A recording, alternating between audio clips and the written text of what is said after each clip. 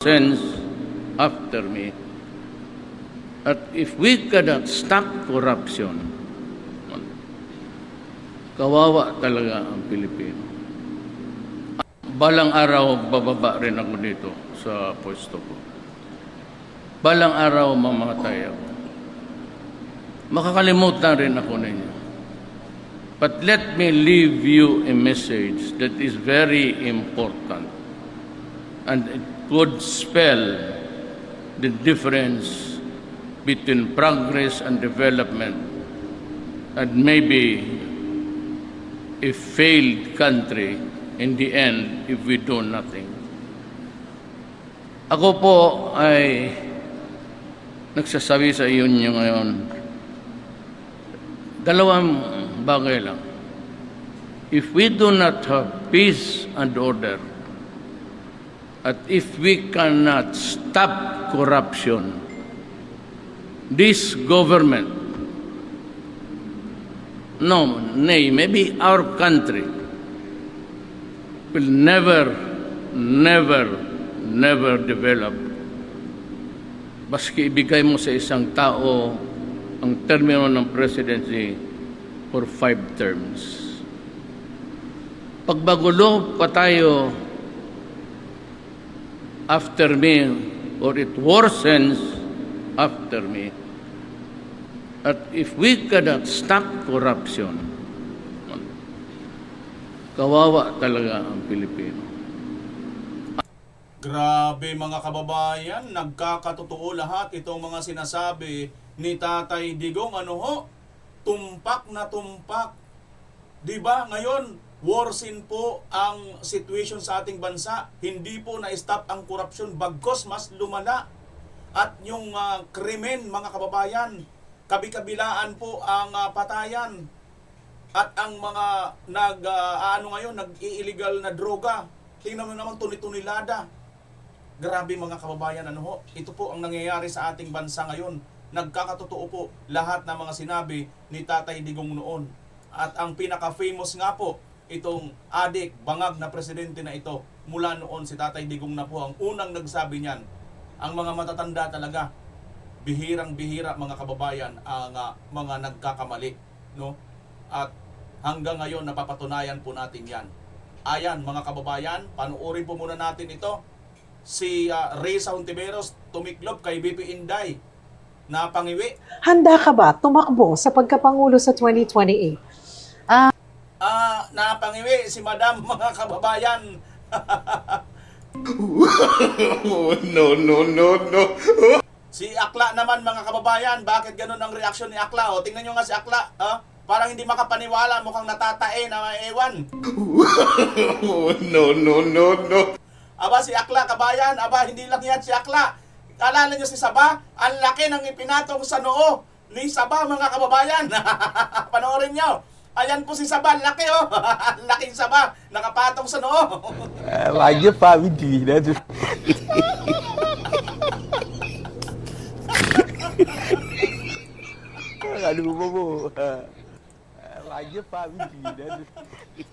Ang laking Saba mga kababayan na nakapatong dito kay Saba.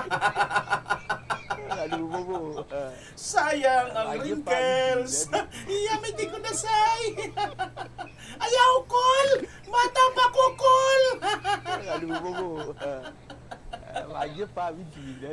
Ganyan ba mga kababayan? Ako kasi hindi ako katoliko, Hindi naman po sa pag-ano sa ating mga katoliko, Pero ganyan ba kalaki yung nilalagay na cross pagka Ash Wednesday? Ngayon kasi Wednesday, di ba? Ash Wednesday ang tawag dyan nila sa mga katoliko. So, ganyan ba kalaki? Ang laki. At ang matindi pa yata nito, mukhang kamay pa yata ito ni Father Jack Este, Father Adik. Grabe talaga ito, mga kababayan, Anak ng teteng. Yan po lahat ang ating pag-uusapan, mga kababayan, sa araw na ito Sa araw na ito, pag-uusapan po natin, hindi po yung malaking Saba na nakapatong sa ulo ni Miss Saba sa noo, kundi ito pong Senator Bam Aquino at Ray Lileng nagsapakan kabayan. Ay naku po, Totoo po, may video po tayo dyan. At sino po ba ang napaiyak dito? At sino po yung lumabas na talunan? Yan po lahat ang ating pag-uusapan, mga kababayan. At ang sinasabi pa rin ni Triniling na disaster daw di umano itong si VP Sara or ang mga Duterte sa ating bansa. Mapapatunayan po natin kung sino ang disaster. Ang totoong disaster po. Ang disaster ang ginagawa sa ating bansa, kabayan. Dito lamang po sa channel na ito ngayon, sa araw na ito. Kung inyo pong papatapusin itong video na ito, ano ho? Sapagkat yung iba ayaw pong magpatapos, hindi ko naman po sila masisi, no? Pero kung gusto nyo pong malaman kung bakit disaster po itong si Trilileng, mga kababayan, kung sino talagang totoong disaster, abay, patapusin nyo po ang video ito. Excuse me po. Anyway, mga kababayan, bago po tayo magtuloy sa ating mga detalye, maraming salamat po muna sa lahat ng mga walang sawang sumusubaybay, nagla-like at nag-share ng ating mga video. Lalo na po ang mga solid supporters ng DDS at BMR. Okay, tunguhin na po natin, mga kababayan, ang mga detalye ng ating mga pag-uusapan ngayon. Ito po, itong si Hontiveros, mga kababayan, ay aminado po talaga na wala na pong kapag-apag-asa. Wala po silang kapag-apag-asa na manalo dito kay Vice President Sara Duterte. Kaya nga po, napangiwi siya dito, mga kababayan. Hindi niya po kaya, himay-himayin po natin itong mga video kung saan ay wala na po silang kapag-apag-asa at tiyak na po ang susunod na Pangulo, ito pong si Vice President Sara Duterte. Panoorin po natin ito pong video ito, mga kababayan, kung papaano po mananalo at kung sino-sino pa ang mga gustong pumorma laban dito kay VP Inday Sara. Ay, tanga, nawala. Ay, sorry. Ay, sorry, nawala po yung isa, na-click ko, anak ng teteng. Nawala yung isang video. Anyway, itutuloy natin. Handa ka ba tumakbo sa pagkapangulo sa 2028? I think isa ako sa oposisyon na hinahanda ang sarili. Kailangan maghanda. First priority, pagkaisahin, i-unify, i-unite. And kasabay nun, and second priority, kailangan ako at bawat isa sa amin maghanda sa posibilidad na yon. Dahil napakalaking trabaho na kailangan talaga ng ating bayan at kailangan kung sino man sa amin ay tumakbo, kung maging Pangulo o Vice Presidente, dapat talaga ibubuhos ang buong sarili and kailangan up to the job kami. Handa ka ba tumakbo sa pagkapangulo sa 2028? Ayan, mga kababayan, ganyan po ang reaction at napangiwi. Kasi po, tiklop po sila dito pagdating kay VP Inday Sara. Ay, talaga naman inuubo ako dito sa pagbumuka dito. Virus! Virus siguro talaga, mga kababayan, napapapahinga ako sorry ha. Patintabi po sa mga nakapagsabi pa tayo kanina ng ibang salita Hay nako, anyway, mga kababayan, tuloy muna natin ito kay Virus, handa daw siya dahil napakabigat. Bakit nga ba napakabigat? Ito. Mamimili ng common candidate sa dulo ng taon ang Senate opposition para sa paparating na 2028 elections. Common values naman ang hanap ni Hontiveros o Senator Risa Hontiveros sa alyansa kung sakaling magkakaroon ng united opposition. Yan ang kinumpirma ni Senador Risa Hontiveros sa programang Storycon ng One News kahapon. Sa panayam naman ni News 5 anchor Cheryl Cosim sa programang The Long Take ng One News, inamin ng senadora na malakas na kandidato sa pagkapangulo, lalo na kung gagawin ng eleksyon ngayon si Vice President Sara Duterte. Kaya kung sino raw ang pipiliin ng oposisyon, dapat ay mapantayan at kalaunan ay malagpasan si VP Sara. Magiging mahigpit na kalaban si VP Sara ng Liberal Party. Hindi naman sikreto yan. Yes. Hindi, tsaka makikita rin natin na meron din namang subtle actions yung ibang mga partido. Kasi di ba, for example, hindi tayo magpapangalan, pero dun sa administrasyon, makikita natin kung sino yung mga bibo. Di ba? Yung mga nagpaparamdam na parang nakikita mo ng, uy, meron ng testing the waters. Yes. Parang ganyan. Yes. Ano yan, makikita nyo sa mga fina-file na bill. Isa pa yan. Kitang-kita dyan, parang hindi nagnanakaw ng pondo, Okay, tapos, ano pa ba? Meron din yung mga wala pa sa gobyerno.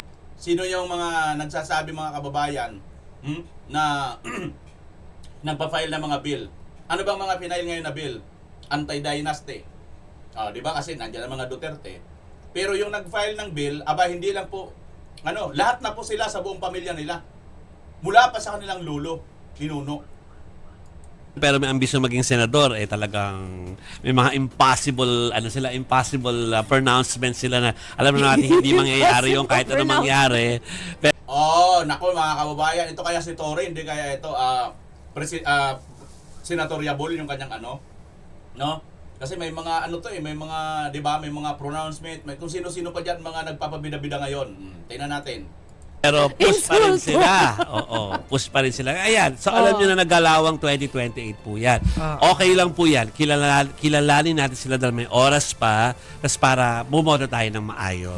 Meron nga, natin kapag sila. tinatanong, hindi naman humihindi. Yes. Oo. Okay, Open naman. Basta meron pong timeline. Sinabi na po ng Vice Presidente natin sa interview na dito rin lumabas sa ating show.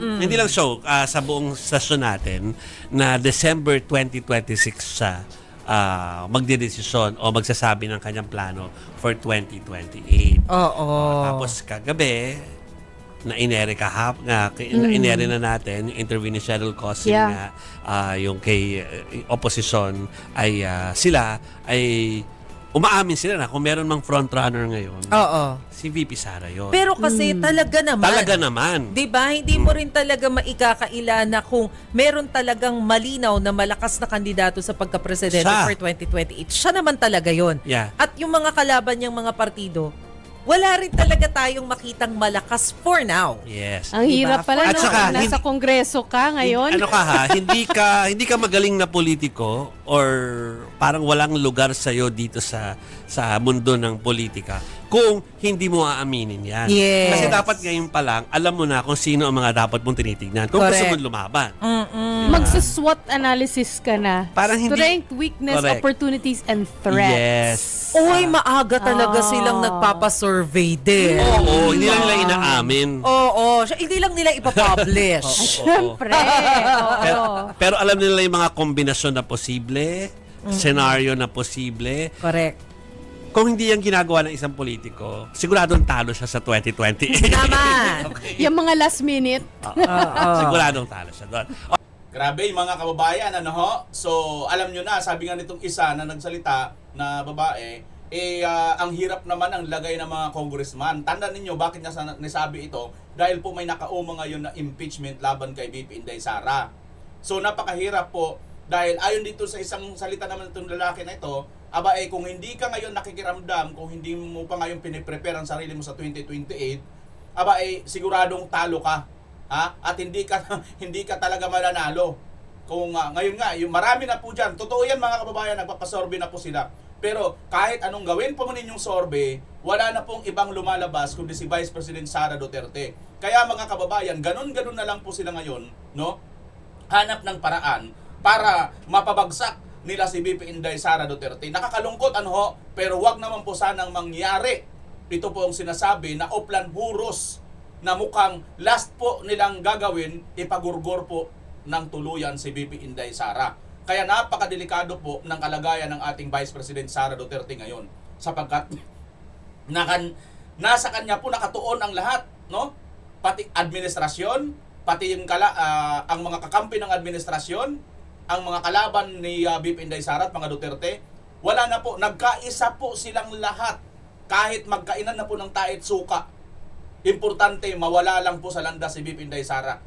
Kasi mapamedya mga kababayan, aminado po, no? At sinasabi na itong media na sa kanila daw unang lumabas, hindi na live natin yun mismo yun sa Office of the Vice President, sa Facebook nila yun, di ba mga kababayan, natatandaan nyo na sinabi ni VP Inday sa December 2026 siya magdedesisyon. Sabi nila meron daw tayong soundbite. Sige, i-playback natin yan. Sinabi nga ni Senator Frank na si VP ang pinakamalakas na kandidato sa ngayon. Kailangan, realistically, take note kami ng mga ganyang challenges. Those are the Kita nyo mga kababayan, mismo na itong si Frank Drilon na leader din po ito ng Liberal Party, Dilawan. Talaga naman, isa po itong napaka-reliable na magsalita about patungkol po dyan sa mga malakas, sino ang maaring manalo sa sunod na presidente. Dahil po, eksperyensado po yan si Drilon. So ngayon, mismo sila, wala na po aminado na po silang lahat Aminado na po silang lahat. Although, may pabitin pa si VP Inday na si December 2026 pa siya. Itong taon na to, sa December pa siya magdidesisyon. Kaya ngayon, ito pong mga naka-file na impeachment labang kay VP Inday dyan sa Congress, kung hindi ito patulugin, mabilis din po ito na na lang, tawag nito, yung i-wash out na lang yan. Kasi nga, lame duck na po si Marcos Wala na po silang mahihita kay Marcos. Tandaan niyo po ito mga congressman, kung gusto pa nilang manalo, kailangan po nila sumayad sa mga Duterte.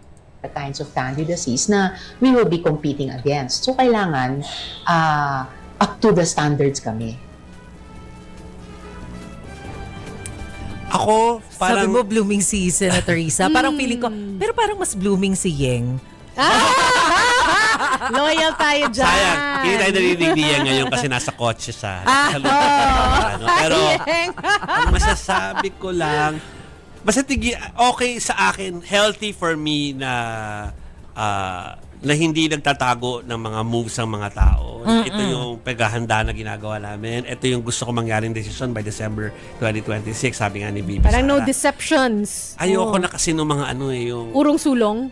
yung kukuha pa ng mga kandidato kunwari tapos mag-withdraw tapos Biglang may papalit pala at yun na because yun. you're not giving the public the opportunity to really study you. Yes, True. exactly. Parang bigay natin yung ganong klaseng maturity sa tao na Ayan mga kababayan, marahil ito, assume ko lang baka ang pinaparinggan nila nito ay yung ginawa ni Tatay Digong. Kasi di ba nagkaroon po ng substitution bago po si Tatay Digong ay umupo bilang Pangulo. Dito, makikita na natin mga kababayan, kung yun mang tinutukoy nito, magkaiba talaga ang way or approach ni BP Inday pagdating po dito sa politika. Kasi si BP Inday, may sarili talaga siyang move. Ito ang kanya sinabi. Napaka-prangka talaga ni BP Inday. You say what you see is what you get, 'di ba? Kung anong yung mga nakikita, yun na talaga si BP Inday Sara. Walang halong kaplastikan. Kaya dito, malaking chance po ito mga kababayan na hahangaan po ng taong bayan yung pagiging prangka, diretso ni BP Inday. Kasi kung titingnan natin, hindi naman po sa sinasabi natin kasi hinangaan din natin si Tatay Digong Ang kay Tatay Digong kasi bilang isang matagal na talaga, napakaganda ang datingan ni Tatay Digong, napaka-snappy ng kanyang diplomasya talaga. Dinaan ni Tatay Digong sa diplomasya. While itong si BP Inday, kung nga medyo bata pa, may sarili siyang way kung paano yung approach niya pagdating po dito sa mga politiko. bigyan sila ng choices, mamimili sila. Hindi yung dadramahan natin sila. At magpapakipo tayo. O kaya, ay may theatrics na hindi ngayon, next week, o ngaya, next week, next week. Pakipot. Tama na. Tama na. Iba na, 2028 na pinag-uusapan natin. No? Nadadala tayo mga Pinoy hindi pala yun. tayo. Yung iba dyan. Okay. So may plug na pinapabasa no? Siyempre dapat basahin ko to dahil nga pinaplug ko naman talaga. Nang mapapanood po yung buong interview ni Senator Risa Ontiveros sa Long Take. Okay mga kababayan, so nag-plug na lang sila tungkol sa interview ni Risa Ontiveros. Pero ito yon mga kababayan, ibig lang sabihin nito, siguro ito yung way ni BP Inday. Kamukha nito ngayon. Ako mga kababayan, napaisip talaga ako noon. Sa kabila ng, mismo si Tatay Digong nagsabi, aywan ko ba dito kay Inday? Ang gusto ko, takbuhin niya presidente, tumakbong vice president. Siya ang number 1. Di ba? Number 1 siya sa sa Sorby noon. At hawak talaga nilang machinery. At si Tatay Digong, napakalaking panalo niya na yun dahil si Tatay Digong napakasikat.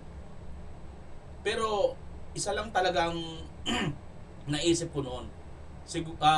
Ito na siguro ngayon ang sagot kung bakit. Kumbaga para bagang mismo si BP Inday sa kanyang sarili, hindi pa talaga siya kumbinsido na kakayanin niya. or ibig sabihin yung wala pa siyang malawak na karanasan patungkol po ngayon sa pamumuno sa buong mundo. Ngayon, malamang marahil itong nangyari sa kanya, ito na yung magiging defining ano ng pag-iisip niya na ito pala ang mangyayari pagka mayroon ka palang mga tao na mapipili or malalagay sa gabinete na mga kurap, tapos ikaw corrupt-minded ka, no? Hindi mo talaga kakayanin. Malalamon ka ng sistema ng ating politika. Kaya, mga kababayan, huwag po natin bitawan si BP Inday Sara. Manawagan din po tayo doon po sa mga nandyan po nakapalibot, nagbabantay kay BP Inday Sara. Alagaan po ninyo si BP Inday at bantayan po ninyo dahil napakadelikado po ng kanyang kalagayan ngayon. Dahil lahat po, wala na pong ibang tinitingnan kundi si BP Inday Sara ang mapabagsak. Ngayon, nagkakaisa po sila. Kahit maglamunan na po sila ng kanilang dumi, wala po silang pakialam, mga kababayan. Ngayon nga, magugulat kayo, nagsapakan po itong si Trillanes at saka itong si Bam Aquino. Ang tanong, sino kaya ang umiyak sa dalawang ito? Tingnan natin ang video, mga kababayan. pero mga kababayan, isipin nyo na lang Isipin nyo na lang. Ano ba ang napakalaking issue ngayon sa pangyayari ito sa ating bansa? Pero bago ninyo puntahan yung malaking issue at yung sapakan ni Senator Bam Aquino, mayroon pa pala akong natuklasan dito, mga kababayan. Naalala nyo nung panahon ng eleksyon nitong nakalipas, di ba nagtataka tayo, out of nowhere, pumasok itong si Kiko Pangilinan, Bam Aquino. Tapos, si Bam Aquino, isa sa listahan ng INC. Naalala nyo yan, mga kababayan? Nagulat tayo, di ba? Kasi bakit parang isinama yan? Kaya tingnan nyo, mga kababayan, naging number 2, pangalawa si Bam Aquino. Muntik pa na mag number 1, samantalang dati, di ba, na 8 diretso na sila kay Tatay Digong. Ngayon, bigla silang nanalo. Alam nyo ba, mga kababayan, dito ko ngayon natuklasan sa video ito kung bakit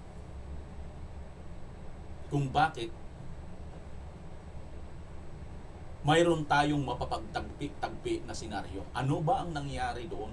Bakit out of nowhere biglang sinuportahan ng INC itong si Bam Aquino at biglang lumakas, biglang nanalo, pangalawa pa kay Senator Bongo, samantalang wala ito sa survey? Panoorin natin to, mga kababayan. Ito muna. Sinabi ni Trillanes, iba yung pagkakakilala ng mga naniniwala sa kanila, the Dutertes, na tingin nila they are good public officials, but they are not. Bibigyan mo sila ng power of presidency, talagang that's a recipe for disaster. Nagbasa po ako ng mga comments. Ito po ay post ng Batas PH, 1 hour ago.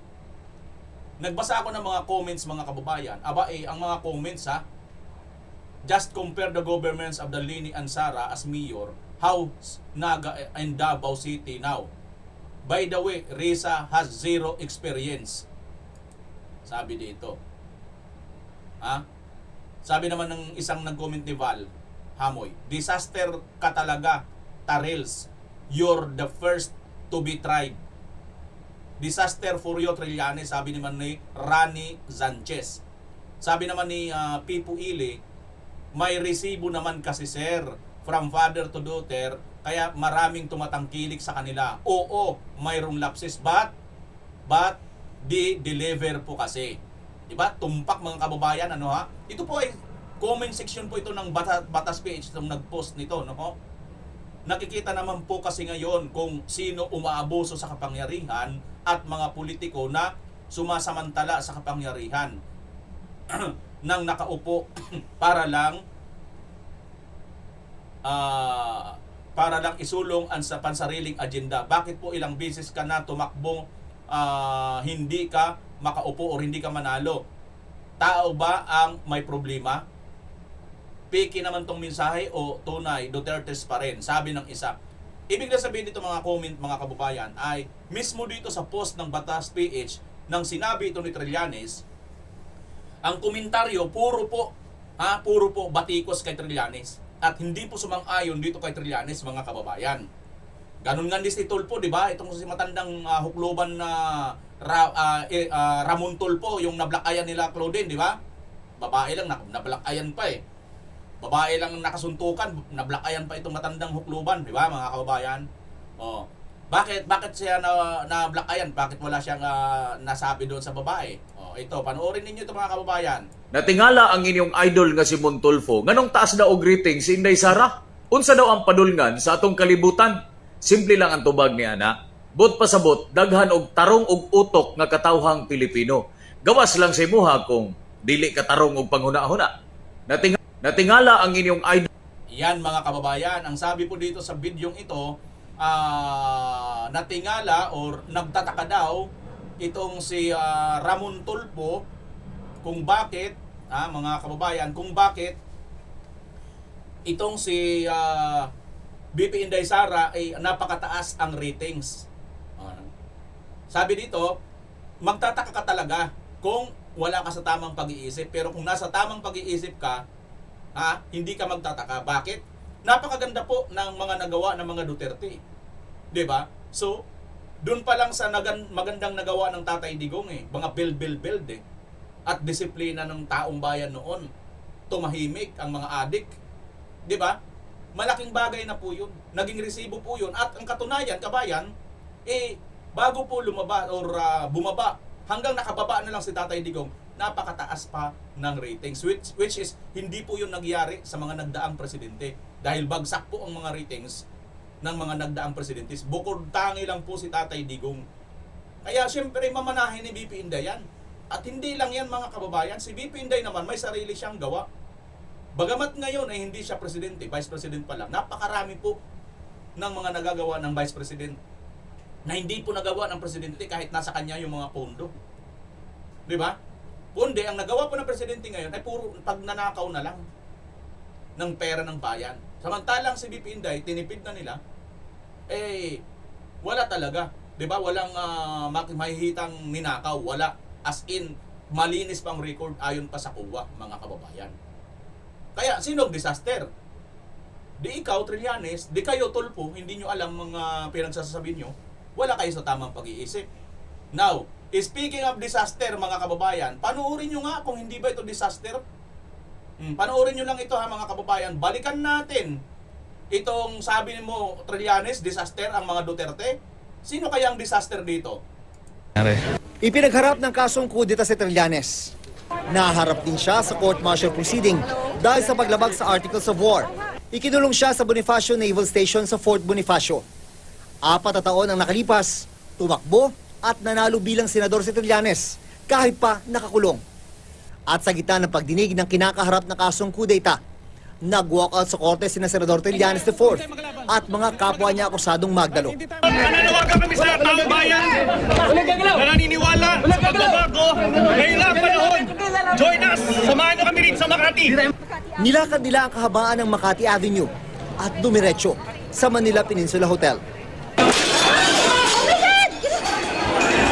Pumasok sina Trillanes at muling ipinanawagan ang muling pagbaba sa pwesto ni Arroyo. Nagpadala ng nasa 2,000 sundalo at 5 tangke ang AFP. Ayan Trillanes. Ayan ba ang sinasabi mo, disaster ang mga Duterte o ikaw ang disaster? Back yung panahon mong senador ka pa niyan nanalo kang senador kahit nakakulong ka pa. Pero anong nangyari nang senador ka na? Nag-walk out ka, gumagawa ka ng kalokohan dyan, nanira pa kayo, dinisaster mo ang economy ng bansa. Central District po yan, sa Makati mga kababayan. Hotel po, napakalaking hotel nito. Peninsula po yan, Manila Peninsula Siege. Ayan po ang ginawa nyo. 5 sundalo at 5 tangke ang AFP. Pasado 2:00, nagbigay ng ultimatum Sinuoy NCRPO Chief Jerry Barrias. We are clearing the area. We are forcing some people to get out. But we have to meet the timeline of 3 o'clock. Bandang alas 5 ng hapon, nagpakawala na ng tear gas ang mga otoridad. At maya-maya pa, dito sumuko na si Trillanes matapos ang 6 na oras na pag-ukupa sa Manila Pen. October 11, 2010, pinirmahan ni dating Pangulong Noynoy Aquino. Ayan mga kababayan, dito nakasuhan ka ng kudita. Ha? Itong si Trililing mga kababayan at nanira po ng isang hotel diyan sa Makati. So ibig lang sabihin nito mga kababayan, ikaw po ang disaster, Trillanes. Disaster po ang ginagawa mo sa ating bansa, sa ating economy. So ngayon itutapon mo sa mga Duterte. Ang mga Duterte po ang sumusugpo sa mga ginagawang disaster ng mga politikong magnanakaw. Disaster na po ngayon ang nangyayari sa pera o sa kaban ng bayan. Ubos na po, limas na po. Hindi pa nga nakakaisang quarter, napakalaki na ng nawalang pera sa ating bansa. Hindi nyo ba alam yan? O, sa mga hindi pa po na nakaalala mga kababayan, itong video na ito yung pinaggagawang kalokohan ni Trillanes noon, na nakakalimutan na yata niya na siya yung disaster sa ating bansa. Di ba? So baka naman may mga basher na naman dyan or may mga iba na naman tayo dyan na sasabihin, pinaulit-ulit mo yung video. Pasintabi po kasama po ito ngayon kasi nagsasalita po itong taong ito ng mga kasanungalingan, ibibintang kay BP Sara na hindi naman ginagawa ng mga Duterte na sila naman ang gumagawa nito. Pagkatapos ikaw, sasabihin mo, huwag nyo nang paulit-ulit. Kanino ka ba talaga supporter? Ha? Supporter ka ng mga Duterte o supporter ka ng Trililing? Di ba? Hindi ko po pinapagalitan ha. Just nagtatanong lang mga kababayan. O ito na.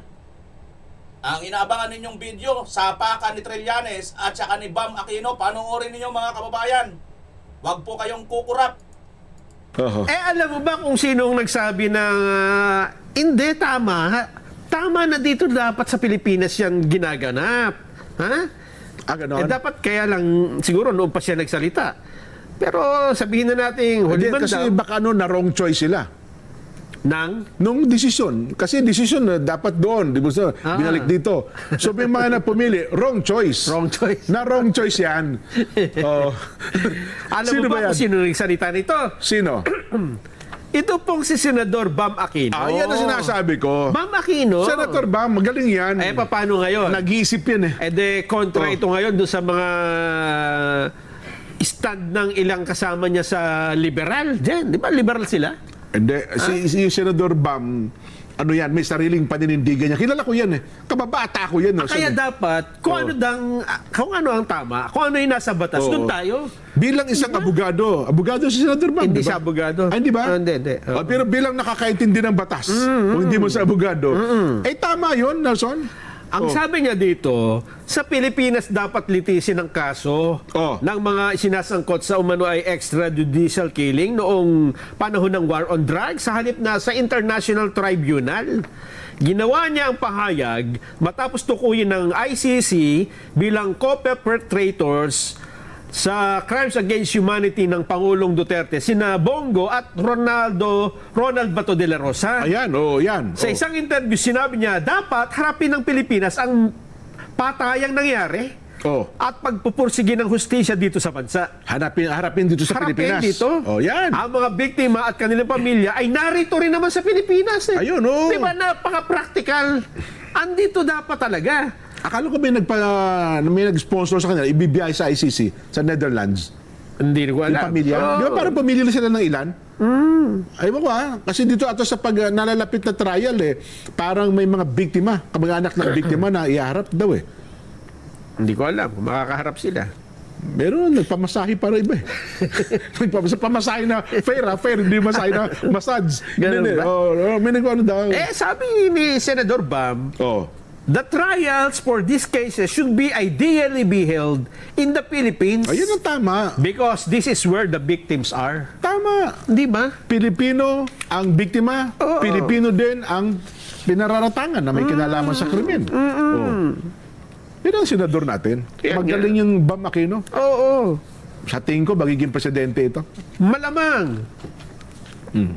Sino kaya vice president niyan? Baka ma-wrong choice din siya.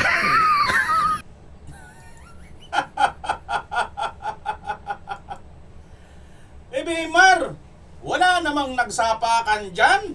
Anak ng titing ka, kiniklikbit mo kami, Bimar. May mga ganun eh. May mga ganun tayong mga kababayan na sasabihin, clickbait ka naman, Bimar. Hindi naman nagsapakan si Trillanes at saka si Bam Aquino. Oo, may video nga. Oo, may video. Pero walang sapakan. Ito po, gusto nyo talaga ng sapakan. Masyado kayo talagang harsh kay Trillanes, ha? Eto, mga kababayan. Pero bago yan, eto muna. Tingnan nyo yung last na sinabi ng anchor ng Isiminay. Ay, nitong Net 25 sa ganang mamamayan. Pwedeng maging presidente yan. Alam nyo mga kababayan, tandaan natin ha, isa po ito si Bam Aquino sa kinuha or sinuportahan ng INC nitong nakalipas na 2025 election. So, ito, nanalo, di ba? Napakalakas. Mas nalagpasan pa niya si Senator Marcoleta pagdating sa bilang ng mga bumuto, no? Tapos ngayon, may pahaging na po pwedeng magpresidente. Teka, mga kababayan. Bam Aquino, bumaliktad na. Pwede, no? At kumampi kay Tatay Digong? Pwede, ano? Pwede, mga kababayan, ano? At ano ang nasa likod nito? Ito, tunghayan ninyo. Ano ang nasa likod niyan at ano yung sapakan niyan, mga kababayan? Ano yung, paano sila nagsapakan? Ito muna, sapakan muna bago kung ano yung nasa likod nitong pinaggagawa ni Trillanes at saka ni Bam Aquino. Ayan ha. Sabi dito, the trials for this extrajudicial killing cases should ideally be held here in the Philippines because this is where the victims are. Sabi yan ni Senator Bam Aquino, kabayan. Ngayon lang, kahapon lang po yan pala, no? 18 na pala ngayon. Hindi ko alam, ah. Ngayon, sumagot itong si Trillanes. Senator Bam, kung talagang naniniwala kang dapat dito litisin ang mga AJK cases, kinasuhan mo ba sa local court si Digong at iba pang co-perpetrators noong mga panahong iyon? Sabi ni Antonio Trillanes IV. Di ba mga kababayan, direktang hindi man literal na nagsapakan, pero sapakan po ito ng argumento. Di ba? Pili kayo kung ano ang argumento ang gusto ninyo rito. Kanino? For sure, sa mga lahat ng mga DDS supporters, lalo na kay Tatay Digong, aba dito kay Aquino. Kasi ito talaga yung tama, mga kababayan eh. Di ba? Ito talaga yung tama eh. Pero sandali na lang ha, bigyan ko lang kayo ng isa pang pangkiliti, mga kababayan. Isingit muna natin itong video na si Tatay Digong or yung kampo niya hindi po dadalo dyan po sa pati abogado. Nagulat ako dito, mga kababayan. Paano yun? Sa Lunes, February 23, magsisimula ang confirmation of charges hearing ni dating Pangulong Rodrigo Duterte sa International Criminal Court para sa kasong crimes against humanity. Ang ilang pamilya ng mga biktima ng extrajudicial killings pupunta raw sa The Hague para personal na saksihan ng pagdinig. Ang laki ng pondo, wala ngang pambayad ng kaso dito sa Pilipinas, walang pambayad ng abogado, pero nakarating sa daig. At may mga international lawyer pa. Ang laki ng pera. Saan kaya galing ang pera? Yan ang tanong, Saan galing ang pera nito pong mga sinasabi di umano na biktima ng EJK? Di umano, mga kababayan. Saan galing ang pera ninyo, mga madam, mga sir? Sino yung nagpondo sa inyo? At saan galing yung pera na pinampondo sa inyo? Kasi hindi lang kayo basta dyan, ilang araw kayo dyan. So, hindi naman kayo matutulog sa kalsada. Naturalmente, mag-hotel kayo. Magkano ang bill ng hotel? At syempre, hindi naman po pwedeng matulog lang kayo na hindi kayo kakain. Kakain kayo, syempre, tama hindi? So ngayon, yung pagkain ninyo, yung hotel ninyo, yung pinamasahe ninyo dyan, ang pinanglakad ninyo ng mga papilis, sino ang gumastos sa inyo? Kasi kung dito nga sa Pilipinas, hindi nyo nga kayang magbayad ng dilampara na abogado, yung maliit lang na lampara, dyan pa kayo sa international, sa Europe pa. Magkano ba ang gastos ng bawat isa sa inyo dyan? Sino ba ang nagbigay sa inyo ng pera? At yung nagbigay, sino yun? At saan galing kinuha yung mga pera na yun? Pakisagot ako mga di umano, mga victim. At naman, yung sinasabi nyo mga victim na yan, sino-sino ba ang mga biniktima din ng mga kamag-anak ninyo na mga adik? Sino ang mga naghahasa? Sino yung mga na-rape? Sino yung mga napatay? Sino yung mga nahawaan? Sino yung Di ba kasi may mga pusher? Sino-sino? Si Duterte naman hindi dadalo sa pagdinig sa pamagitan ng video conference ayon sa kanyang abogado. May unang balita si EJ Gomez. Sa February 23, magsisimula ang confirmation of charges ni dating Pangulong Rodrigo Duterte sa Pre-Trial Chamber 1 ng International Criminal Court o ICC para ito sa kinakaharap niyang 3 counts ng crimes against humanity for murder at attempted murder dahil sa madugong kampanya kontra droga ng kanyang administrasyon. Sabi sa GMA Integrated News ng lead counsel ni Duterte na si Attorney Nicholas Kaufman, hindi dadalo ang dating Pangulo sa confirmation hearing sa pamamagitan ng video conferencing. Pero nang tanungin kung personal na dadalo ang Pangulo o iwi-waive ba niya ang karapatan, tumanggi na si Kaufman na sagutin ito. Nakahanda namang pumunta sa dahig. Ayan mga kababayan, so ang dating Pangulo, si Pangulong Duterte, hindi dadalo. Akala ko itong mismong abogado, di ba? So, para ano pa mga kababayan na tahimik kasi Tatay Digong, useless lang naman yun. Kasi wala pong ginagawa itong ICC kundi puro ano lang talaga eh. Wala pong pinakinggan na motion yata itong ICC, no? Lahat ng motion ni-reject eh. So ano pa para bunta diyan? Para lalo nyo lang insultuhin? Di kayo na lang diyan maglokohan. Taong bayan na lang ang maghuhusga sa inyo. Balik tayo dito mga kababayan. Ito na ang sapakan nitong dalawa. Hinahanap nyo sapakan, ito yun oh.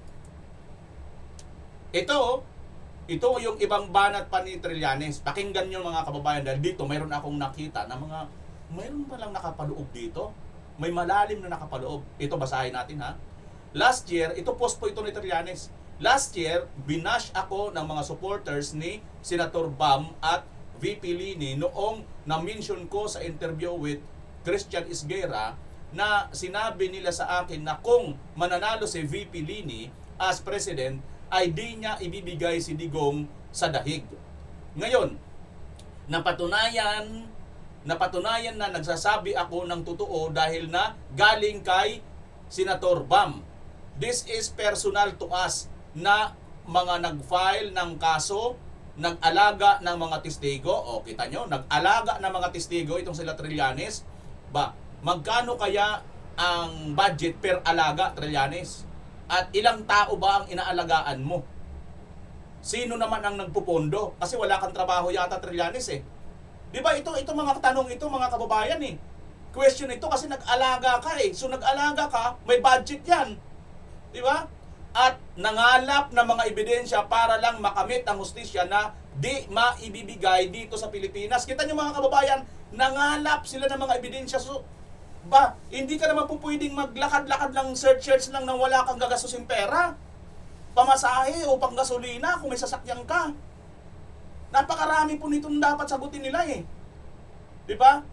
Hustisya na di maibigay-bigay dito sa Pilipinas. Kahit gaano mo pa paikutin, 9 na taon ang inaantay ng mga pamilya ng mga biktima habang ang mga nagbibida ngayon na may malasakit kuno. Ayan ha mga kababayan, ayan o, sapak yan eh. Na may malasakit kuno. Kanino yan? Di yung doon kay Senator Bam. Sa mga biktima ay wala namang ginawa noong kasagsagan ng AJK.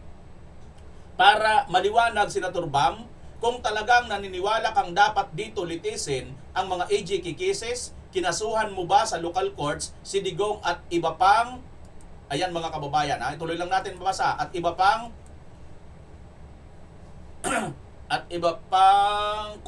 co-perpetrators noong mga panahong iyon. Sa mga hihirit naman na ideally ang sinabi mo, maliwanag doon sa sinabi nyo sa akin noong campaign, noong 2022, na hindi nyo ipapadala si Digong sa dahig kahit may ICC warrant of arrest. Besides, alam rin naman natin na ang justice system dito ay far from ideal, lalo na sa may mga makapangyarihan. So, para saan pa ang statement mo? Papugi lang sa mga DDS at the expense ng mga nagsakripisyo. That's so insensitive and so familiar. Unfair pala. Sorry. So, ibig sabihin mga kababayan, ang sapak dito ni Senator Bam Aquino kay Trillanes, nadulas. Dahil nga po mga kababayan, may ground naman, may katotohanan naman, bakit hindi mo na dito litisin? 'Di ba? Gumagana naman ang hustisya, yan nga si Kian ginagawa nyo ngang santo.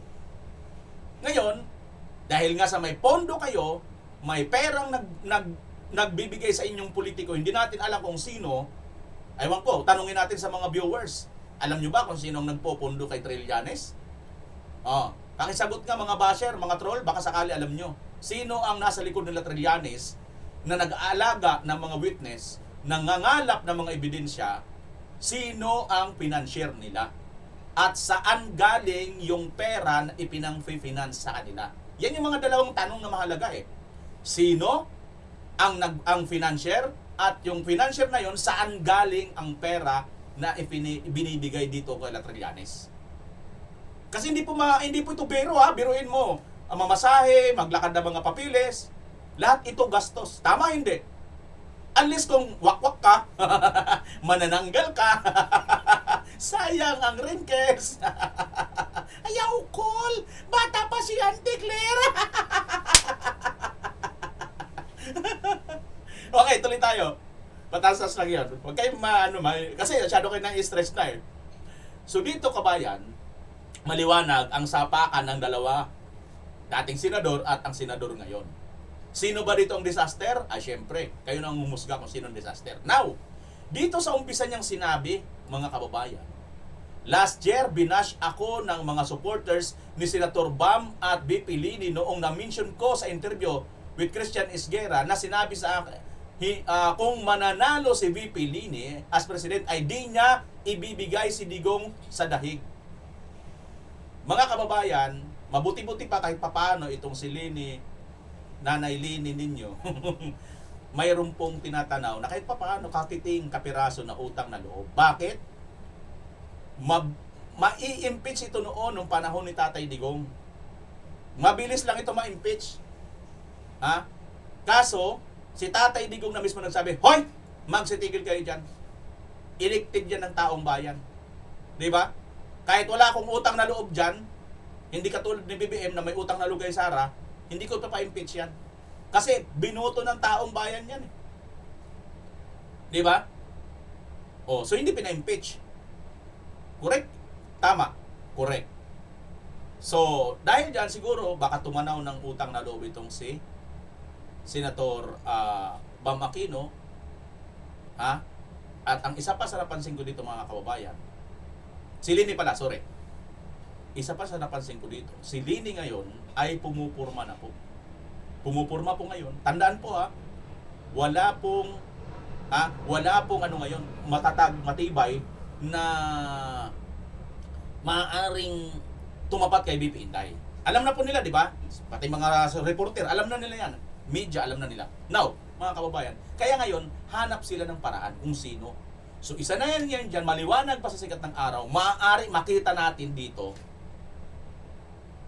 Lini Robredo, President, Vice President, itong si Bam Aquino.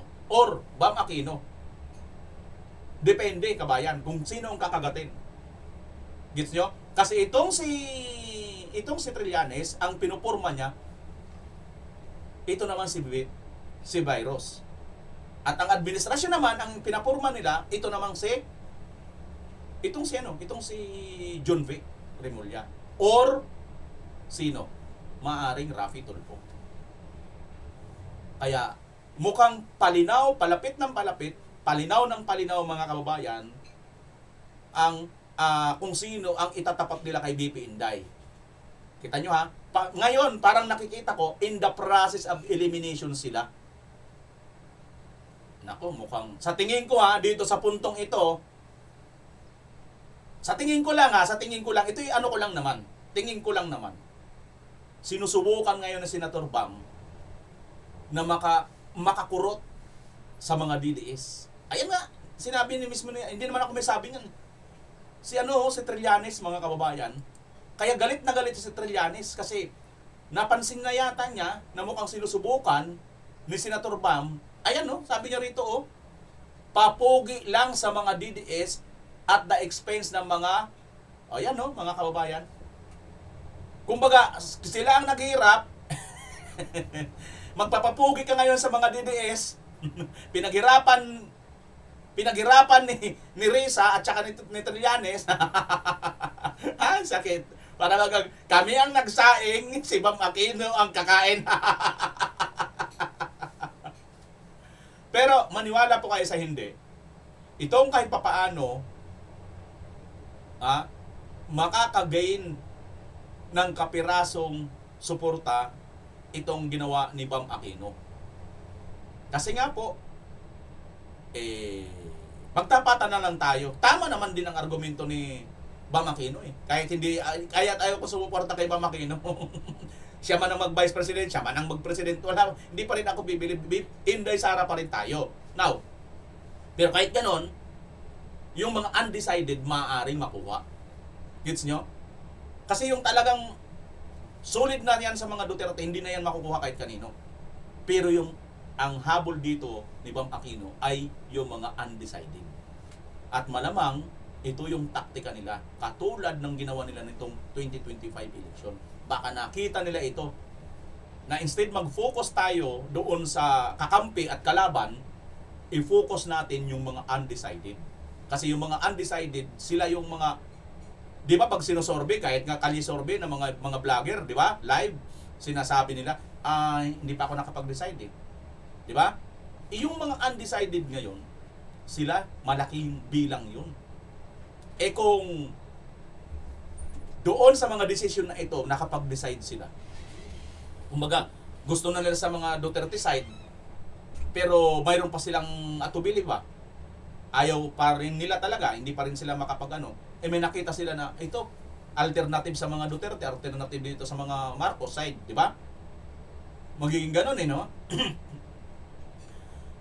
At alternative dito sa mga Dilawan.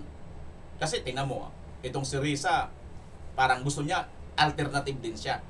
So ngayon sila, Tulfo, Remulla, Aquino, Line, Risa, sino pa ba? Torre. Itong anim na ito, kumbaga sila ngayon, in the process of elimination sa kanilang hanay.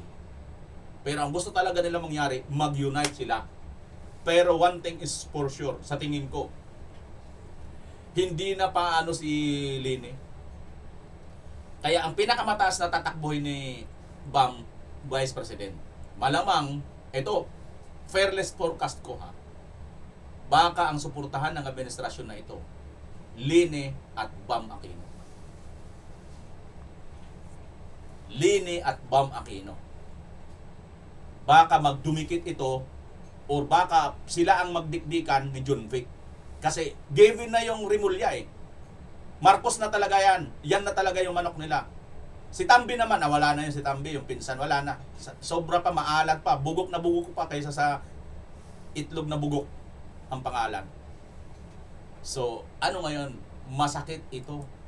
Masakit itong sapak na nangyari dito kay Trillanes na nanggaling dito mismo kay Bam Aquino, mga kababayan.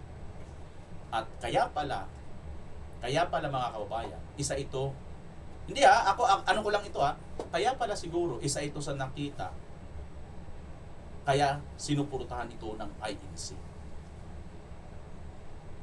Gets nyo kabayan? Bahala kayo kung hindi kayo Pero sa tingin ko, may reason din siguro ang INC kung bakit sinuportahan itong si Bam Aquino. Bahala na kayo, magdugtong-dugtong, ano mga kababayan, kung ano ba ang ano talaga dyan. Di ba? Ano ang magiging ano dyan? Tingnan pa natin to, lipat na tayo rito. Ito talaga ang mga totoong issue, no? Bakit napangiwi itong si Akla? No. Si Presidente Duterte, in fairness. Nag-veto.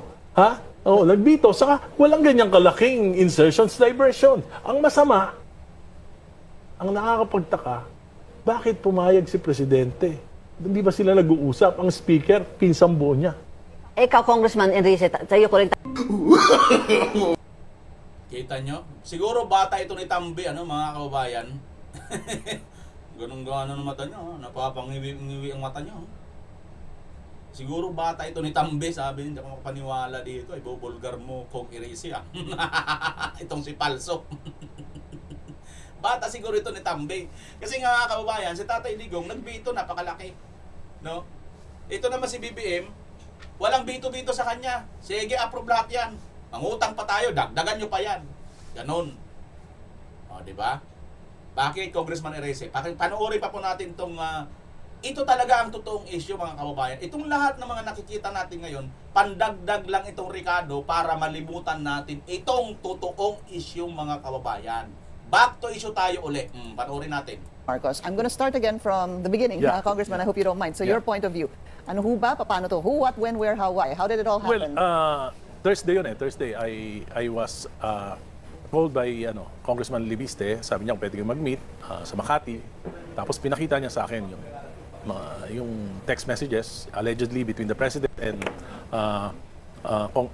Yusek Bersamin, Adrian Bersamin. Then, sabi ko sa kanya, meron ka bang Sabi niya, nakuha niya raw yun because Adrian, nung binanggit yung pangalan nila, ni E.S. Bersamin at ni Adrian, ni Lucas Bersamin and Adrian Bersamin. Ni Senator Lacson, na may kinalaman dun sa flood control mess na binigyan sila ng 8 billion ni Yusek Bernardo. Tapos tinanggal nga si E.S. Bersamin sa kanyang pwesto. Nag-alala sila na magiging fall guy sila. Sila meaning the ES and Undersecretary Adrian? Sabi ni, yun ang sabi niya, magiging fall guy sila. Pero particularly, si Adrian ay nagpunta sa bahay ni Congressman Libiste sa Taal together with some lawyers. Sorry, sir. So, he showed you the video of the supposed text? Hindi pa. Then, sabi niyo po Thursday you met him? Yeah, yung video hindi pa pinakita noon. Ang sabi lang po niya sa inyo na may text exchange? Yes, Okay. tapos pinakita niya talaga. So, he already showed you the text messages that Thursday? Okay. That Thursday. Sabi niya nga na naiwan sa kanya yung mga files na yon nung ginawa yung affidavit. Pero wala sa kanya yung affidavit. Yun ang sabi niya. So sabi ko, meron ka bang CCTV footages nung nangyari? Siyempre, yung bahay mo naman siguro may CCTV. Sabi niya meron. Kayong dalawa lang po ito? Kami lang dalawa. Pagkatapos nung tinawagan uli ako, ni Tapusin po natin yung kwento. Sabi mo, meron ba kayong CCTV? And sabi niya, yes. Okay, sabi positive. ko, hindi kailangan, ipakita mo sa akin yun. Okay. Sabi niya, okay, so kinabukasan ng umaga, involved na si Friday na to? Friday, Congressman Tino, diyan naman sa Ortigas, nagkita kami, pinakita niya na yung CCTV, pinakita niya uli yung messages, in-explain niya yung mga nangyari. Pero tatlo lang po kayo? Ano na kami noon? 4. Who's the other one? Yung isa kasama ni Congressman Levis. Tino. Tino, okay. So, Rene Ko? Oh, yes. Okay. So, it was you, Congressman Erice, Ko, Tino, and Leviste? Yeah. Okay.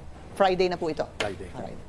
Pagkatapos, di ipinakita, sabi niya, gusto niya kaming tulungan para ika nga hindi ma-dismiss yung impeachment complaint.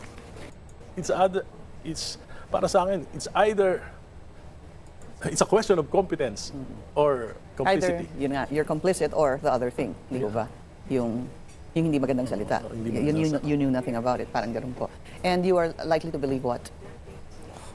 Well, I don't know what to believe anymore. Ang dami kasing mga kwento, tapos palipat-lipat. Diba? Parang nililito lang yung mga tao.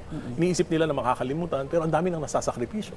3% ang GDP natin, Yung projection na 5.7% GDP for 2025 naging 4.4. Anong ibig sabihin? Maraming mawawalan ng trabaho, maraming maluluging negosyo. Yung opportunity lost sa subway, 4 years, nalugi tayo doon, mga 100 billion.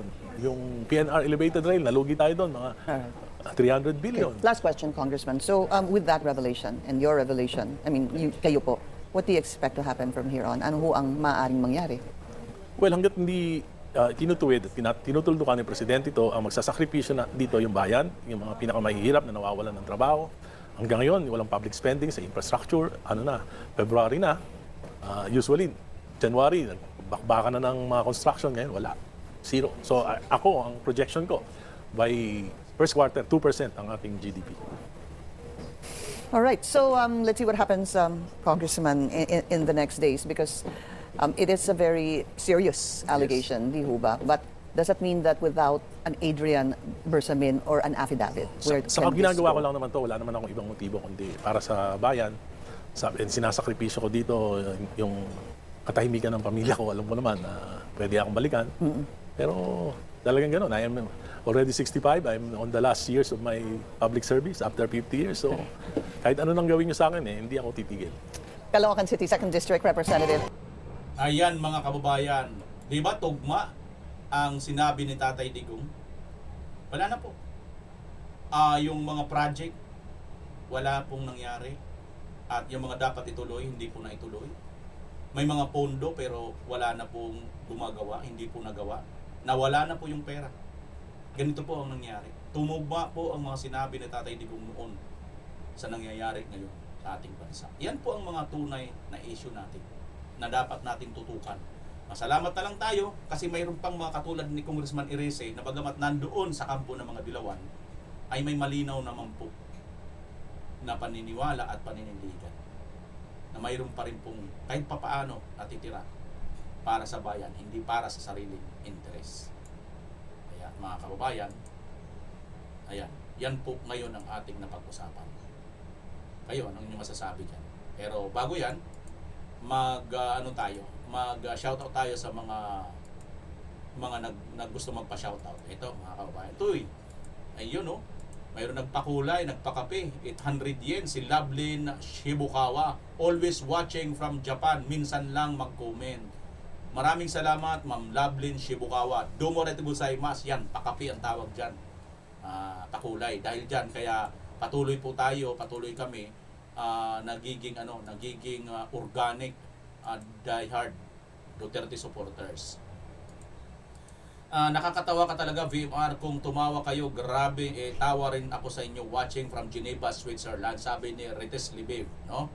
Ayan, ito naman sa London si Hariraj Dula, of course, VMR supporters including me, watching from United Kingdom. Ayan mga kababayan, we love you Tatay Digong, Lourdes Pulo. Good day sa'yo sir, watching from Tondo, Manila, sabi ni Maridel Lim. Ayan o. Ito naman si isa, watching from Butuan City, si Josefina Cabras. Yan mga kababayan, sa mga gustong magpa-shoutout, pa-comment lang kayo. Ito, shoutout daw mga kababayan, si Conrado Rua ng Pandi, Bulacan. Yan. Mga gustong magpa-shoutout dyan ha, sabihin nyo lang shoutout BMR. Lagay nyo na rin lugar nyo. Ito pa, watching from Auckland, New Zealand. Shoutout BMR, si Rindon Juan naman. Wow, sa Auckland, New Zealand, no? Saan naman ito mga kababayan? Si Arthur Mabulay. Wala naman shoutout to. Magandang araw, watching. Ayan. Si Bartolome Arienza. Magandang ano naman to? From Rinton. Watching from Rinton. Ayan mga kababayan, no? Okay. So ayan mga kababayan, maraming salamat sa inyo lahat, lalo na dito kay Ma'am Lovelyn Shibukawa, sa aking member na si Charilo, Ate Charilo. Maraming salamat po sa lahat sa walang sawang pagsubaybay, pagla-like at pag-share ng ating mga video. At comment po kayo, pa-shoutout kung gusto nyo pong i-shoutout ko kayo, at ilagay na rin kung taga saan kayo. Pilipinas, as always. Bye-bye!